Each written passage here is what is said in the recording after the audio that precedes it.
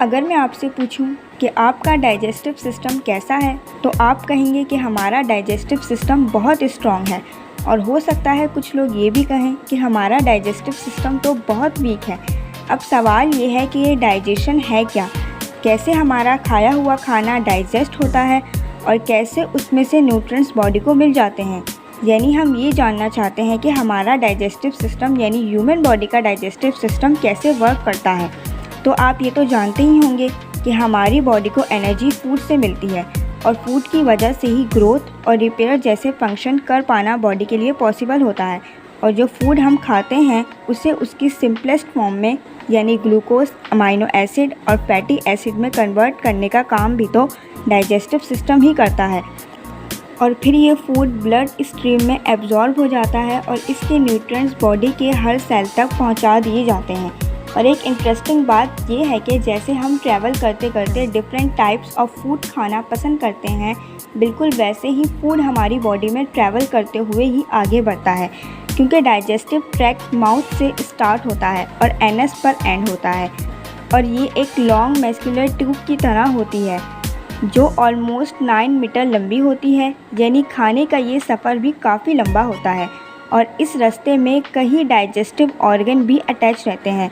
अब ये digestive tract क्या है और कैसे फूड का डाइजेशन होता है, ये जानने से पहले ये जानते हैं कि डाइजेस्टिव सिस्टम इतना इम्पॉर्टेंट क्यों है।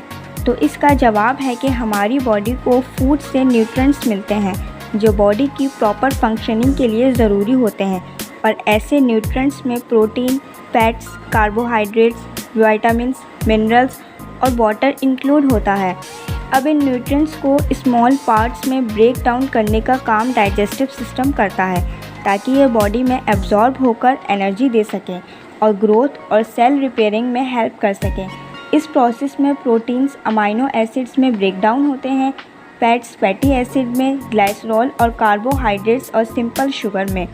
अब डाइजेस्टिव सिस्टम की इम्पोर्टेंस पता चलने के बाद इसके प्रोसेस को समझना ज़्यादा यूज़फुल लगेगा, इसलिए अब करीब से जानते हैं डाइजेस्टिव सिस्टम को। हमारा डाइजेस्टिव सिस्टम हॉलो और सॉलिड ऑर्गन्स से मिलकर बना है, जिसमें जीआई ट्रैक्ट यानी gastro intestinal tract hollow organs की ऐसी सीरीज़ है जिसमें mouth, oesophagus, stomach, large intestine, small intestine और एनस हॉलो ऑर्गन्स हैं जिसमें फूड ट्रैवल करता है, जबकि पैंक्रियाज, गैल ब्लैडर और लीवर सॉलिड ऑर्गन्स हैं जो ऐसे जूसेस को रिलीज़ करते हैं जो फूड को इस तरह जोड़ते हैं कि बॉडी आसानी से न्यूट्रिएंट्स और फैट्स को एब्जॉर्ब कर सके। डाइजेस्टिव सिस्टम में ट्रिलियंस बैक्टीरिया मौजूद होते हैं जिन्हें माइक्रोबायोम भी कहा जाता है। ये डाइजेशन में हेल्पफुल रहते हैं। और अब शुरू होती है फूड की ये इंटरेस्टिंग जर्नी इस ऑर्गन्स के थ्रू। तो सबसे पहला ऑर्गन है माउथ, जहाँ से डाइजेस्टिव ट्रैक्ट स्टार्ट होता है। और आपको ये जानकर हैरानी होगी कि डाइजेशन का प्रोसेस फूड की एक बाइट लेने से पहले ही शुरू हो जाता है, क्योंकि जैसे ही आप फूड की स्मेल लेते हैं या उसे देखते हैं तो आपके सलाइवरी ग्लैंड्स एक्टिव हो जाते हैं और उसके बाद आप खाना शुरू करते हैं, उसे चबाते हैं तो उसमें सलाइवा मिक्स होता जाता है जो उसे आसानी से ऐसी फॉर्म में कन्वर्ट करने में हेल्प करता है जिसे बॉडी इजीली एब्जॉर्ब कर सके। और जब आप निगलते हैं तो आपकी टंग उस खाने को एसोफेगस में पास कर देती है। अब अगला ऑर्गन है एसोफेगस, जो कि थ्रोट यानी गले में होता है। एसोफेगस में ऐसा मस्कुलर कंट्रैक्शन होता है जो फूड को स्टमक में डिलीवर करता है। अब अगला ऑर्गन है स्टमक। स्टमक को ऐसा कंटेनर भी कहा जाता है जिसमें फूड ओल्ड रहता है जब तक इसमें स्टमक एंजाइम्स मिक्स ना हो जाएं। ये एंजाइम्स फूड को सिंपल फॉर्म में ब्रेक डाउन करते रहते हैं ताकि उसका यूज़ किया जा सके। और स्टमक स्ट्रॉन्ग एसिड HCl यानी हाइड्रोक्लोरिक एसिड बनाता है जो प्रोटीन जैसे न्यूट्रिएंट्स को break down, digestion and absorption में हेल्प करता है। इसके अलावा बॉडी को इन्फेक्शन से प्रोटेक्ट करने के लिए ये HCl स्टमक के हाई एसिडिक एंजाइम्स बनाकर हार्मफुल बैक्टीरिया को बॉडी से बाहर करता है। HCl के अलावा कई पावरफुल एंजाइम्स भी इस ब्रेकडाउन प्रोसेस में शामिल होते हैं। और फिर स्टमक का काम पूरा हो जाता है तो फूड स्मॉल इंटेस्टाइन में आ जाता है, यानी फूड का अगला ऑर्गन हुआ स्मॉल इंटेस्टाइन। ये 22 फीट लंबी मस्कुलर ट्यूब है जो फूड को ब्रेक डाउन करने के लिए पैनक्रियाज से एंजाइम्स लेती है और लीवर से बाइल जूस। वैसे इंटरेस्टिंग बात यह है कि एक अडल्ट ह्यूमन की स्मॉल इंटेस्टाइन तो ऑलमोस्ट 22 फीट लंबी होती है, जबकि लार्ज इंटेस्टाइन सिर्फ 5 फीट लंबी होती है।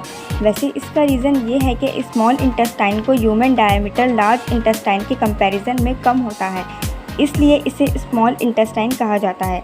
चलिए अब इस स्मॉल इंटेस्टाइन के बारे में जानते हैं। इस स्मॉल इंटेस्टाइन में ऐसा प्रोसेस चलता है जिसमें फूड को आगे बढ़ाना और डाइजेस्टिव जूसेस के साथ मिक्स करना इंक्लूड है। इसके 3 पार्ट्स होते हैं, ड्यूडेनम, जेजुनम, इलियम।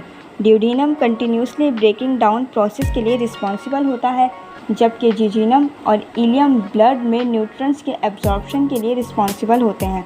और जब न्यूट्रिएंट्स एब्जॉर्ब हो जाते हैं और बचा हुआ लिक्विड स्मॉल इंटेस्टाइन से आगे बढ़ता है तो ये लार्ज इंटेस्टाइन या कोलोन में चले जाते हैं, यानी अगला ऑर्गन हुआ लार्ज इंटेस्टाइन। लार्ज इंटेस्टाइन तक जाने से पहले लीवर, पैनक्रियाज, गॉल ब्लैडर के कंट्रीब्यूशन जान लेते हैं। ये स्मॉल इंटेस्टाइन में फूड ब्रेक डाउन प्रोसेस में हेल्प करते हैं, लेकिन ये हेल्प क्या करते हैं?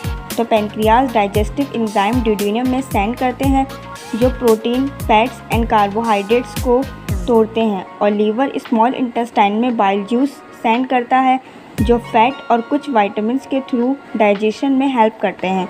इनके अलावा गॉल ब्लैडर क्या करता है? तो गॉल ब्लैडर लीवर से बाइल जूस लेकर स्टोर करता है और फिर उसे ड्यूडेनम में भेज देता है ताकि फैट्स के डाइजेशन और एब्जॉर्प्शन हो सके, यानी इनके कंट्रीब्यूशन भी बहुत इम्पॉर्टेंट है। अब फूड की जर्नी के अगले ऑर्गन पर पहुंचते हैं जो है large intestine. Large intestine food waste की प्रोसेसिंग के लिए रिस्पॉन्सिबल होती है। ये 5 फीट लंबी मस्कुलर ट्यूब होती है जो स्मॉल इंटेस्टाइन को रेक्टम से जोड़ती है, और डाइजेस्टिव प्रोसेस का जो वेस्ट होता है यानी स्टूल, वो प्रोसेसिंग के थ्रू कोलोन के पास से होकर रेक्टम में जाता है। इस तरह नेक्स्ट ऑर्गन हुआ रेक्टम। रेक्टम कोलोन को आनस से जोड़ता है।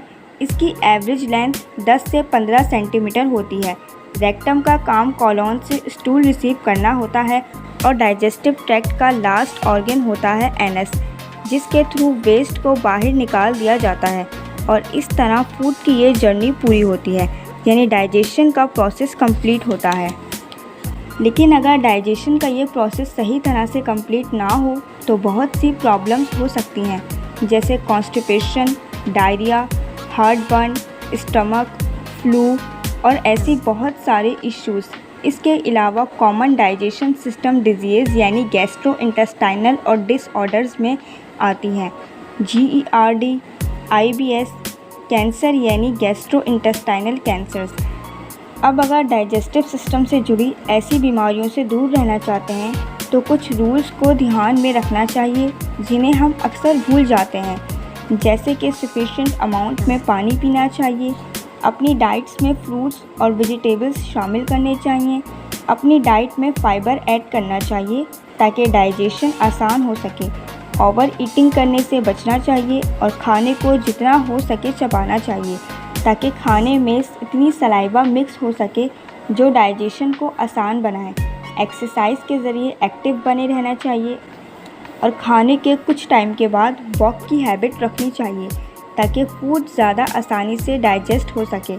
अल्कोहल और स्मोकिंग से दूर रहना चाहिए ताकि हार्टबर्न, एसिड रिफ्लक्स और स्टमक अल्सर्स जैसी प्रॉब्लम्स ना आएँ।